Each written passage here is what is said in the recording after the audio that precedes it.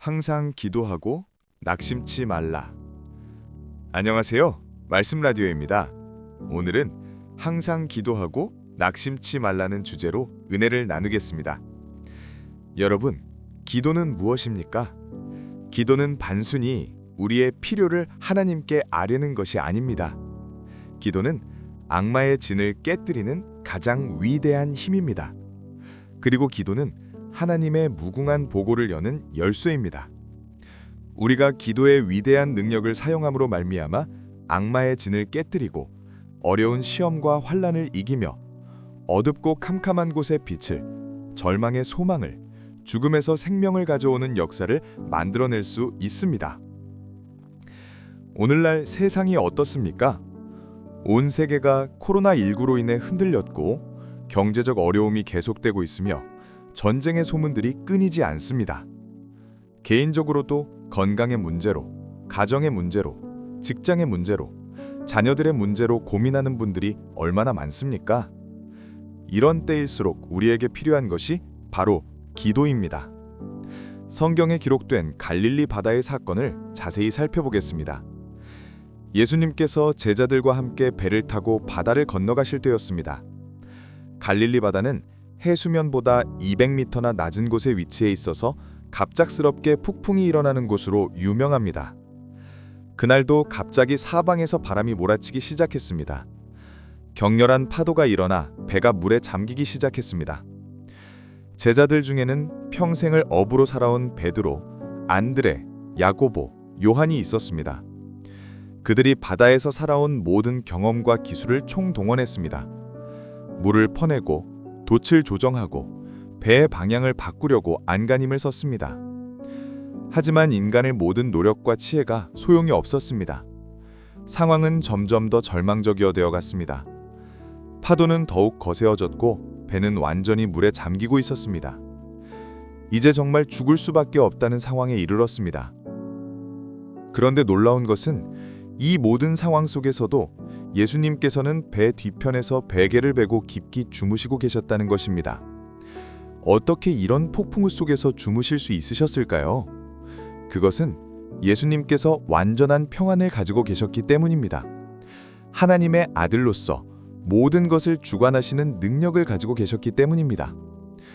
절망에 빠진 제자들이 예수님께 달려가서 깨워드렸습니다. 선생님이여, 우리가 죽게 되었는데 돌보지 아니하시나이까? 이때 예수님께서 일어나셔서 바람을 꾸짖으시며 바다더러 이르시되 잠잠하라 고요하라 하시니 바람이 그치고 아주 잔잔해졌습니다. 여러분, 이 사건이 우리에게 주는 교훈이 무엇입니까? 우리 인생에도 예상치 못한 폭풍에 찾아올 때가 있습니다. 건강상의 문제로 병원에서 좋지 않은 소식을 들을 때가 있습니다. 사업이 어려워져서 빚더미에 앉을 때가 있습니다. 자녀들이 잘못된 길로 빠져 부모의 마음을 아프게 할 때가 있습니다. 부부간의 갈등이 생겨 가정이 깨질 위기에 처할 때가 있습니다. 이런 상황에서 우리는 어떻게 해야 합니까? 제자들처럼 인간적인 모든 방법을 동원해봅니다. 좋다는 병원을 다 찾아다니고 돈을 빚려서라도 사업을 살려보려 하고 자녀를 위해 온갖 방법을 다 써봅니다. 하지만 인간의 힘으로는 한계가 있습니다. 그때 우리에게 필요한 것이 예수님을 깨우는 것입니다. 기도로 주님을 부르는 것입니다. 예수님께서 계시는 곳에는 평안이 있습니다. 성령으로 말미암아 우리 가운데 지금도 역사하고 계시는 주님께서는 우리의 모든 풍랑을 잔잔하게 하실 수 있습니다. 역사를 주장하시는 예수님, 인간의 운명을 주관하시며 하늘과 땅의 모든 권세를 가지신 예수님께 기도할 때 주님은 우리의 운명을 변화시키고 평안과 축복을 주시는 역사를 행하십니다. 그렇다면 우리가 어떻게 기도해야 하늘에 상달되며 응답을 받을 수 있을까요? 많은 사람들이 이런 질문을 합니다. 목사님, 저는 아무리 기도해도 응답이 없는 것 같습니다. 어떻게 해야 하나님께서 제 기도를 들어주실까요? 오늘 이 시간을 통해 응답받는 기도의 4가지 조건을 말씀드리겠습니다. 첫째, 회개의 기도를 드려야 합니다. 예수님께서 복음을 전파하실 때 가장 먼저 외치신 말씀이 무엇입니까? 회개하라, 천국이 가까웠느니라 였습니다. 왜 회개가 먼저입니까? 죄가 하나님과 우리 사이를 막고 있기 때문입니다. 이사야 59장 1절에서 2절 말씀을 보십시오. 여호와의 손이 찰바 구원하지 못하심도 아니요 귀가 둔하여 듣지 못하심도 아니라 오직 너희 죄악이 너희와 너희 하나님 사이를 갈라 놓았고 너희 죄가 그의 얼굴을 가리어서 너희에게서 듣지 않으시게 함이니라. 하나님께서 우리의 기도를 듣지 못하시는 것이 아닙니다. 하나님의 손이 짧아서 도우실 수 없는 것도 아닙니다. 문제는 죄악이 하나님과 우리 사이를 막고 있다는 것입니다. 그러면 우리가 무엇을 회개해야 합니까? 먼저 하나님을 섬기지 못한 죄를 회개해야 합니다. 현대를 살아가는 많은 사람들이 이렇게 말합니다. 목사님, 저는 너무 바빠요. 생계를 위해, 자녀 교육을 위해, 집안 살림을 위해 정신없이 살아가고 있어요. 하나님을 섬길 시간이 없어요. 하지만 여러분, 아무리 바빠도 먹는 시간은 있지 않습니까? 아무리 바빠도 잠자는 시간은 있지 않습니까? 아무리 바빠도 스마트폰 보는 시간은 있지 않습니까? 하나님보다 더 중요한 것들로 우선순위를 매기고 살아가는 것이 바로 우상숭배의 죄입니다. 하나님 없이 사는 삶의 끝이 무엇입니까? 영원한 멸망뿐입니다. 이 땅에서 아무리 성공하고 아무리 많은 것을 이루어도 하나님 없이는 영원한 생명이 없습니다. 살아있는 지금이 회개하고 예수 그리스도를 구주로 모실 때입니다. 두 번째로 우리는 불순종의 죄를 회개해야 합니다. 히브리서 3장 18절에서 19절 말씀을 보십시오. 또 하나님이 누구에게 맹세하사 그의 안식에 들어오지 못하게 하셨느뇨 곧 순종치 아니하는 자가 아니냐 이로보건대 저희가 믿지 아니함을 인하여 능히 들어가지 못한 것이라. 출애굽한 이스라엘 백성들을 생각해 보십시오. 그들은 하나님의 기적을 직접 체험했습니다. 홍해가 갈라지는 것을 보았고 만나와 메추라기를 먹었고 반석에서 물이 나오는 것을 보았습니다. 그런데도 광야에서 계속 원망하고 불평하며 하나님께 불순종했습니다. 그 결과 가나안 땅에 들어가지 못하고 광야에서 죽었습니다. 불순종이 얼마나 무서운 죄인지 알 수 있습니다. 그러면 우리가 하나님께 순종하고 있는지 어떻게 할 수 있을까요? 가장 간단하고 쉬운 기준이 10계명입니다. 첫째 계명, 나 외에 다른 신들을 네게 있게 하지 말라. 우리에게 하나님보다 더 중요한 것이 있습니까? 돈이 하나님보다 중요합니까? 성공이 하나님보다 중요합니까? 자녀가 하나님보다 중요합니까? 둘째 계명, 우상을 만들지 말라. 형상으로 된 우상뿐만 아니라 마음의 우상은 없습니까? 셋째 계명, 하나님의 이름을 망령되이 부르지 말라. 하나님의 이름을 함부로 사용하지 않습니까? 넷째 계명, 안식일을 거룩하게 지키라. 주일을 거룩하게 구별해서 하나님께 예배드리고 있습니까? 주일에도 세상 일에 바쁘지 않습니까? 다섯째 계명, 내 부모를 공경하라. 부모님을 진심으로 공경하고 있습니까? 부모님의 마음을 아프게 하지 않습니까? 여섯째 계명, 살인하지 말라. 몸으로는 살인하지 않았을지 몰라도 마음으로 누군가를 미워하고 원망하지 않습니까? 주님은 마음으로 형제를 미워하는 자는 살인자라고 하셨습니다. 일곱째 계명, 간음하지 말라. 몸의 간음뿐만 아니라 마음의 간음은 없습니까? 음란한 생각, 음란한 시청물에 빠지지 않습니까? 여덟째 계명, 도적질하지 말라. 남의 것을 훔치지 않습니까? 11조를 드리지 않는 것도 하나님의 것을 도적질하는 것입니다. 아홉째 계명, 거짓 증거하지 말라. 거짓말하지 않습니까? 작은 거짓말이라도 하나님 앞에서는 죄입니다. 열째 계명, 탐내지 말라. 다른 사람의 것을 부러워하고 시기하지 않습니까? 이런 것들을 우리 마음에 비추어 볼 때 완전히 순종하며 살고 있다고 말할 수 있는 사람이 과연 몇 명이나 될까요? 우리는 모두 하나님께 불순종한 죄를 회개해야 합니다. 세 번째로 우리는 거룩하지 못한 죄를 회개해야 합니다. 데살로니가전서 4장 3절 말씀입니다. 하나님의 뜻은 이것이니 너희의 거룩함이라. 하나님의 뜻이 무엇입니까? 우리가 거룩해지는 것입니다. 예수 그리스도의 보혈로 씻음받은 우리 속에 계신 성령은 거룩한 영이십니다. 따라서 우리의 생각이 거룩해야 하고, 우리의 말이 거룩해야 하고, 우리의 행동이 거룩해야 합니다. 우리의 생각을 점검해 보십시오. 하루 종일 무슨 생각을 하며 살고 있습니까? 거룩한 생각, 선한 생각을 하고 있습니까? 아니면 음란한 생각, 미움의 생각, 탐욕의 생각을 하고 있습니까? 우리의 말을 점검해 보십시오. 우리의 입에서 나오는 말들이 어떤 말들입니까? 감사의 말, 격려의 말, 사랑의 말을 하고 있습니까? 아니면 불평의 말, 원망의 말, 저주의 말을 하고 있습니까? 우리의 행동을 점검해 보십시오. 우리가 하는 행동들이 하나님께 영광이 되는 행동들입니까? 다른 사람들에게 덕이 되는 행동들입니까? 네 번째로, 우리는 사랑하지 못한 죄를 회개해야 합니다. 마태복음 6장 14절에서 15절 말씀을 다시 한번 보겠습니다.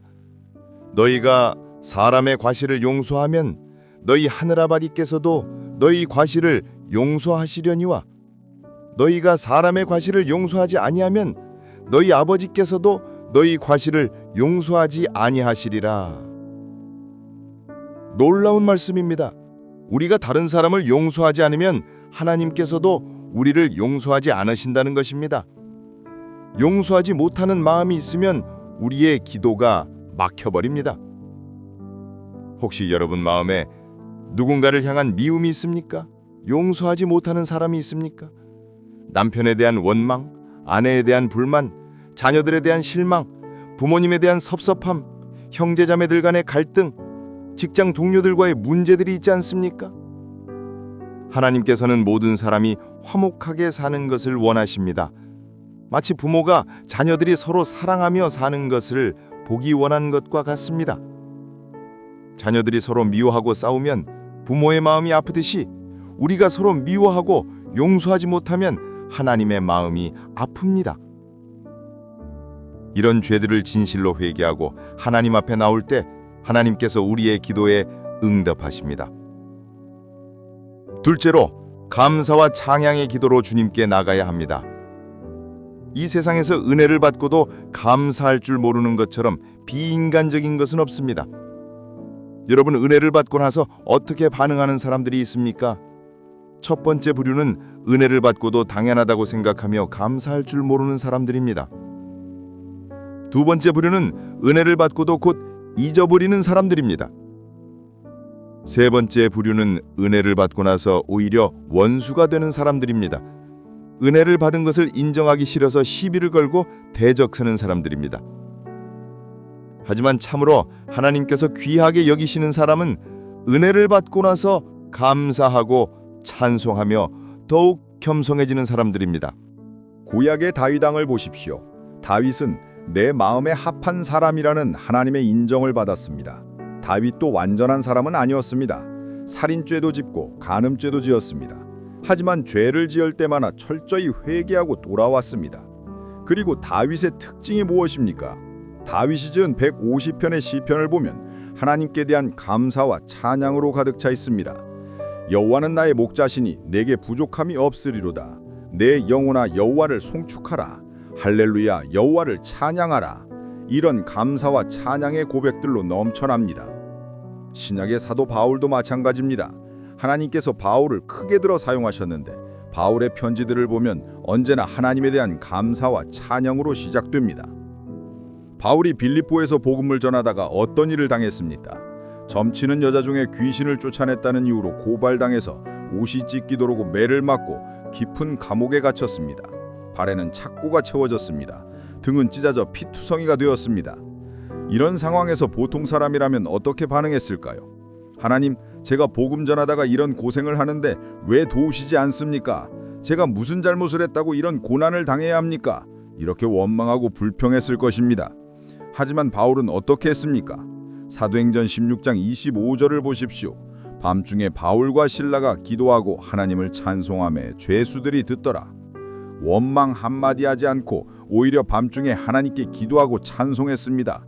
그 찬송 소리가 얼마나 진실했던지 다른 죄수들까지 듣고 감동했습니다. 그 찬송 소리에 하나님께서 얼마나 감동하셨던지 큰 지진을 일으키셔서 감옥문들이 다 열리고 모든 사람의 착고가 풀렸습니다. 빌립보서 4장 6절 말씀을 다시 보십시오. 아무것도 염려하지 말고 오직 모든 일에 기도와 간구로 너희 구할 것을 감사함으로 하나님께 아뢰라. 바울은 감사함으로 기도하라고 했습니다. 문제가 해결된 후에 감사하는 것이 아니라 기도할 때부터 감사함으로 기도하라는 것입니다. 왜 그럴까요? 하나님께서 반드시 응답해 주실 것을 믿기 때문입니다. 여러분, 우리의 과거를 한번 돌아보십시오. 지금까지 살아오면서 감사할 일들이 얼마나 많습니까? 건강하게 살아있는 것, 가족이 있는 것, 먹을 것이 있는 것, 잠잘 곳이 있는 것, 예수님을 알게 된 것, 구원받은 것, 교회가 있는 것, 이 모든 것들이 다 하나님의 은혜가 아닙니까? 하지만 사람들은 이런 것들을 당연하게 생각하고 감사하지 않습니다. 오히려 없는 것, 부족한 것, 문제가 된 것들만 생각하며 불평하고 원망합니다. 이것이 기도의 응답을 막는 것입니다. 우리가 하나님께 감사하고 찬양할 때 하나님께서 기뻐하시고 더 큰 은혜로 응답해 주십니다.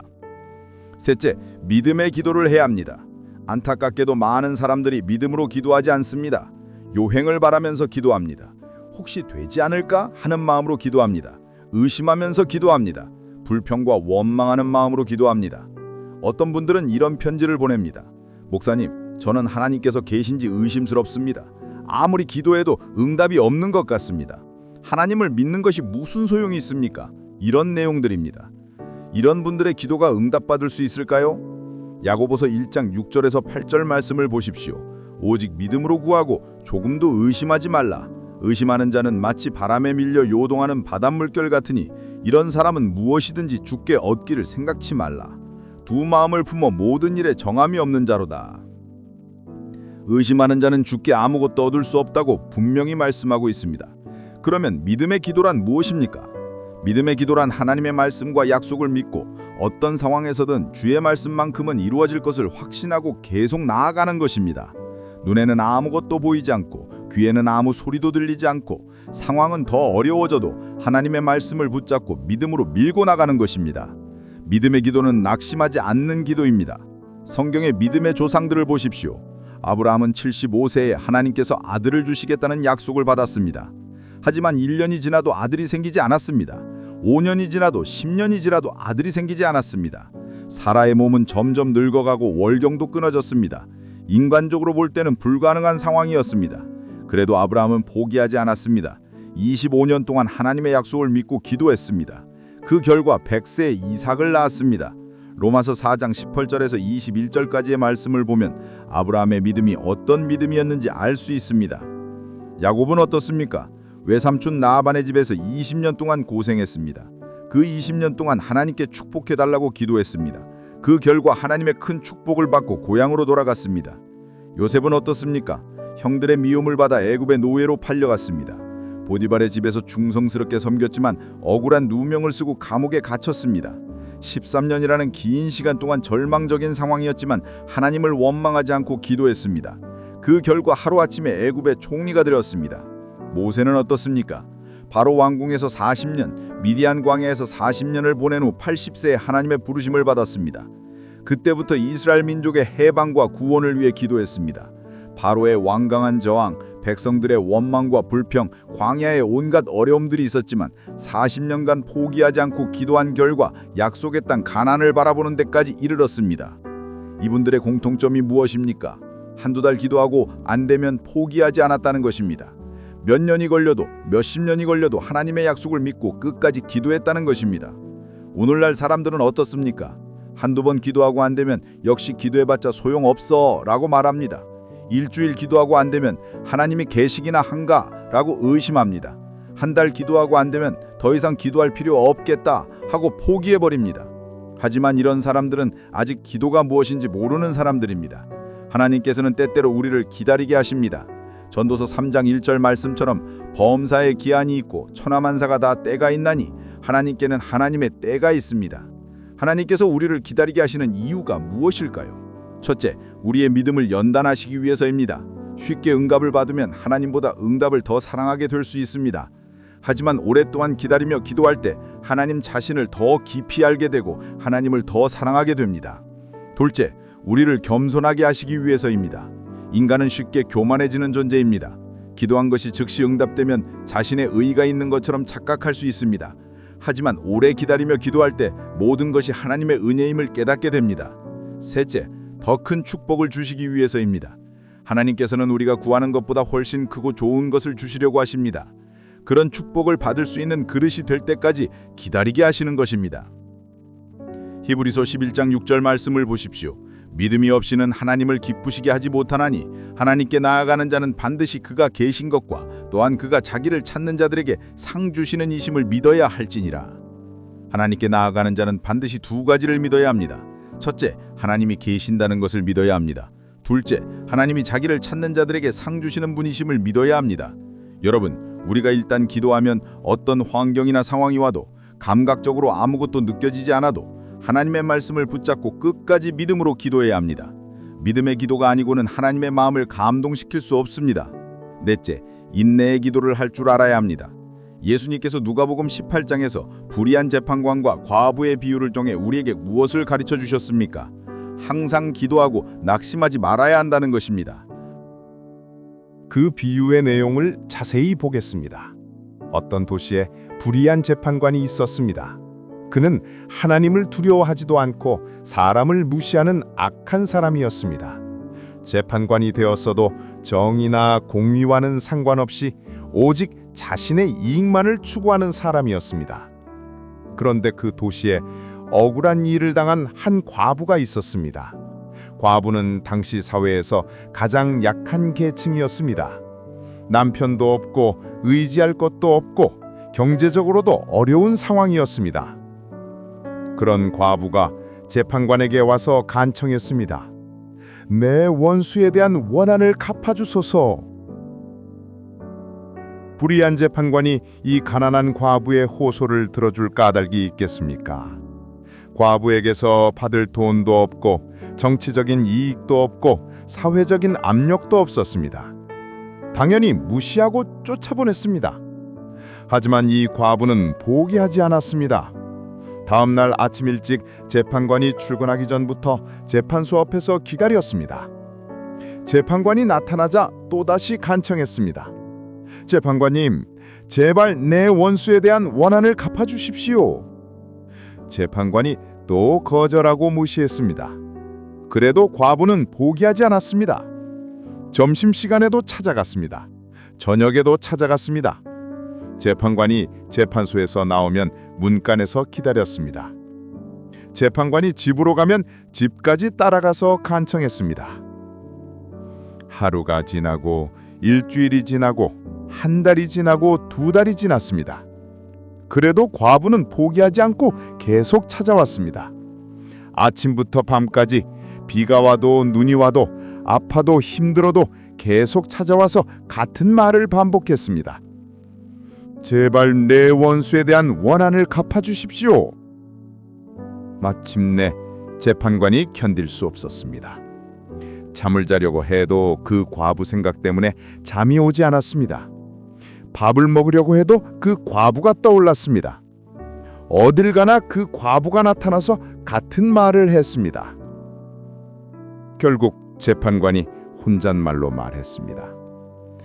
내가 하나님을 두려워하지 않고 사람을 무시하나 이 과부가 나를 번거롭게 하니 내가 그의 원한을 풀어주리라.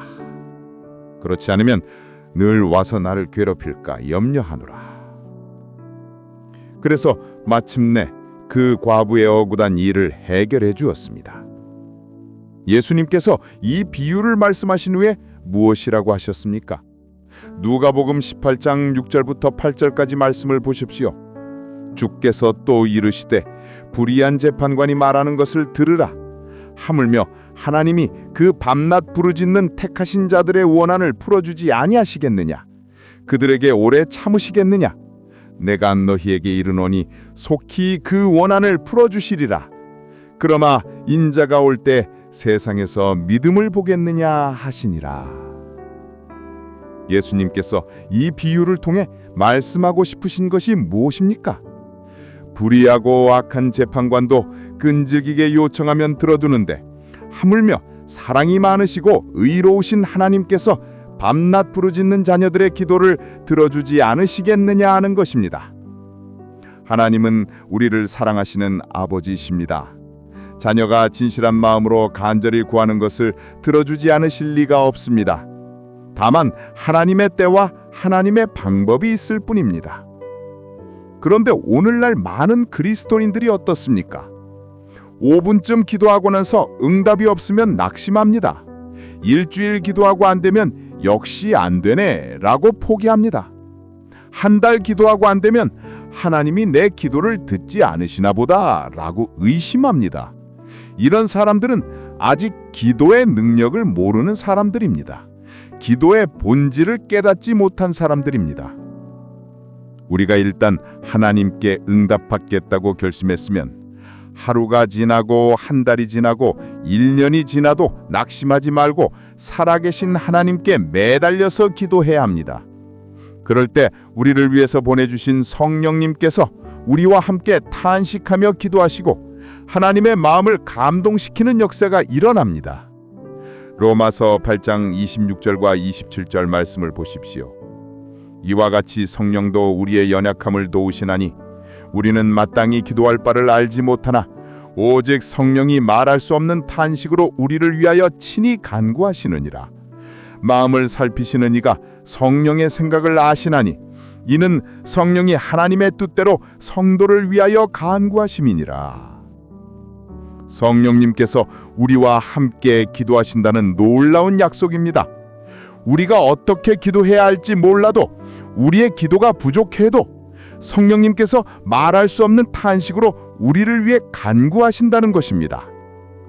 여러분, 이런 약속이 있는데 어떻게 낙심할 수 있겠습니까? 어떻게 포기할 수 있겠습니까? 전능하신 하나님께서 우리의 기도를 들으시고 성령님께서 우리와 함께 기도하시는데 응답이 없을 리가 없습니다. 다만 우리에게 필요한 것은 인내입니다.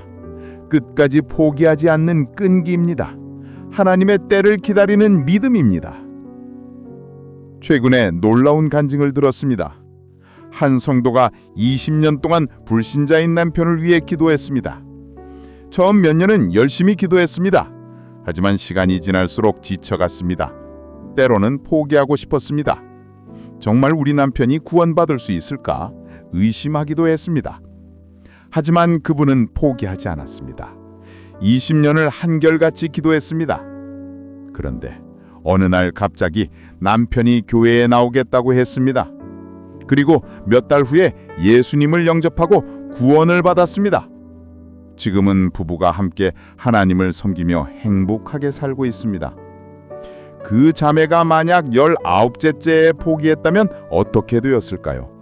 그 놀라운 응답을 보지 못했을 것입니다. 또 다른 간증이 있습니다. 한 어머니가 방탕한 아들을 위해 15년 동안 기도했습니다. 아들은 술과 도박에 빠져 집안을 망하게 했습니다.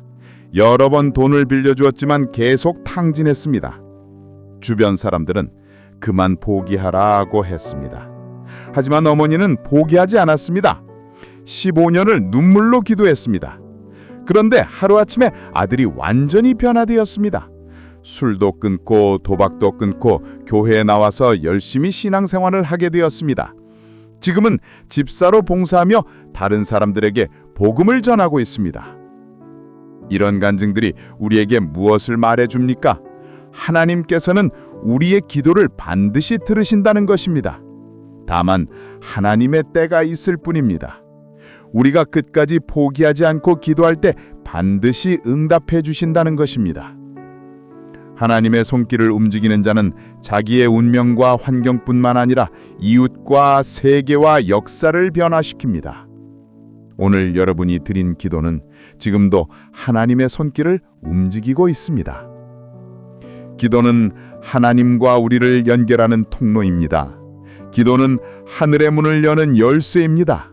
기도는 불가능을 가능하게 만드는 능력입니다. 여러분 중에 지금 어려운 문제로 고민하는 분들이 있을 것입니다. 건강의 문제, 경제의 문제, 가정의 문제, 자녀의 문제, 직장의 문제 등으로 힘들어하는 분들이 있을 것입니다. 오늘 이 말씀을 통해 새롭게 결단하시기 바랍니다. 먼저 철저히 회개하십시오. 하나님을 섬기지 못한 죄, 불순종의 죄, 거룩하지 못한 죄, 사랑하지 못한 죄를 진시로 회개하십시오. 그리고 감사와 찬양으로 기도하십시오. 지금까지 받은 하나님의 은혜들을 기억하며 감사하십시오. 앞으로 받을 응답을 믿고 미리 감사하십시오. 믿음으로 기도하십시오. 하나님의 말씀과 약속을 붙잡고 의심하지 말고 기도하십시오. 상황이 어떻게 변하든지 하나님의 말씀은 변하지 않습니다. 그리고 인내하며 기도하십시오. 한두 번 기도하고 포기하지 마십시오. 끝까지 낙심하지 말고 기도하십시오. 하나님의 때가 이르면 반드시 응답해 주실 것입니다. 요한복음 14장 13절과 14절에서 예수님께서 이렇게 약속하셨습니다. 너희가 내 이름으로 무엇을 구하든지 내가 행하리니 이는 아버지로 하여금 아들로 말미암아 영광을 받으시게 하려 함이라. 내 이름으로 무엇이든지 내게 구하면 내가 행하리라. 무엇이든지라고 하셨습니다. 여러분의 문제가 아무리 크고 어려워도 무엇이든지 안에 포함됩니다. 여러분의 상황이 아무리 절망적이어도 무엇이든지 안에 들어갑니다. 다만 조건이 있습니다. 내 이름으로 구해야 합니다. 예수님의 이름으로 구한다는 것은 예수님의 뜻에 합당하게 구한다는 뜻입니다. 하나님의 영광을 위해 구한다는 뜻입니다. 우리가 이런 마음으로 기도할 때 주님께서 내가 행하리라고 약속하셨습니다. 얼마나 확실한 약속입니까? 요한일서 5장 14절과 15절도 보십시오. 그를 향하여 우리가 가진 바 담대함이 이것이니 그의 뜻대로 무엇을 구하면 들으심이라. 우리가 무엇이든지 구하는 바를 들으시는 줄 안즉 우리가 그에게 구한 그것을 얻은 줄 아느니라. 하나님께서 우리의 기도를 들으신다고 확신한다면 이미 응답을 받은 것이나 마찬가지라는 말씀입니다. 어떤 상황에든 주님께 나아가서 엎드려 기도하시기 바랍니다. 회개의 기도, 감사의 기도, 믿음의 기도, 인내의 기도를 들으시기 바랍니다. 그럴 때 하나님의 위대한 손길을 체험하게 될 것입니다. 하나님께서 여러분의 기도에 응답하셔서 어제보다 나은 오늘을, 오늘보다 나은 내일을 살아가게 하실 줄 믿습니다. 여러분의 가정에 하나님의 평안이 넘치게 하실 줄 믿습니다. 여러분의 사업과 직장에 하나님의 축복이 넘치게 하실 줄 믿습니다. 여러분의 자녀들이 하나님의 사람으로 크게 쓰임받게 하실 줄 믿습니다. 주의 이름으로 축원합니다. 말씀 라디오였습니다. 감사합니다.